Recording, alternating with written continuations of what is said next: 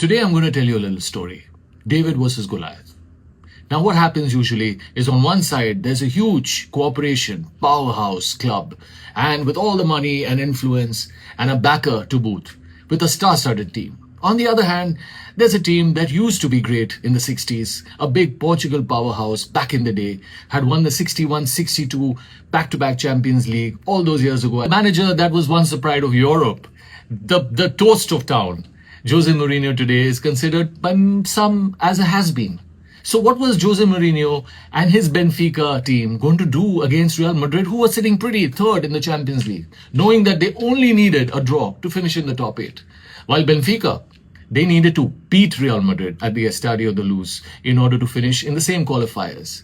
Just to make matters worse, Kylian Mbappe had a little say about it. He scored the first goal and suddenly Madrid found themselves 1-0 up. And Benfica, under Mourinho, who were hoping to get the early goal and then stay defensively solid and adequate and stick to their lead, found their entire playbook thrown out, having to now score goals and come from behind against this mighty Madrid.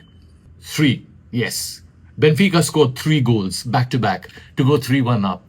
The Estadio de Luz went crazy. Everybody said this is the night when Mourinho is going to make his miracle against Madrid. But then what followed was what happens in life. What happens in football. A curveball. Madrid score a second. Mbappe scored a second. Benfica, on the other hand, get news from the other games that were happening simultaneously that they need to win this game 4-2. Yes, by 2-goal difference. So now they can't sit on the 3-2. They have to go out and score another. That suited Madrid comfortably because they knew that they could counter-attack with their fast forwards in Vinicius and Mbappe and Rodrigo.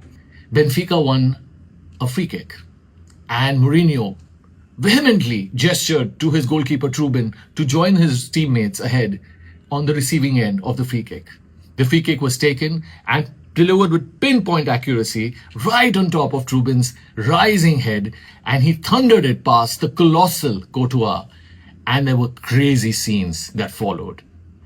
He ran with his arms widespread in the middle of the pitch, not knowing where he's going, followed by the reserves, followed by his teammates who engulfed him onto the ground. Mourinho turned towards the crowd and gestured to them, holding onto a Benfica ball boy, saying that, look, the special one still has it in him to create special moments. Last night, football once again showed us, boys and girls, that it is possible to beat Goliath. The pride of Portugal now will fight for a place, just like Madrid and PSG and the rest, for a place in the round of 16 of the Champions League.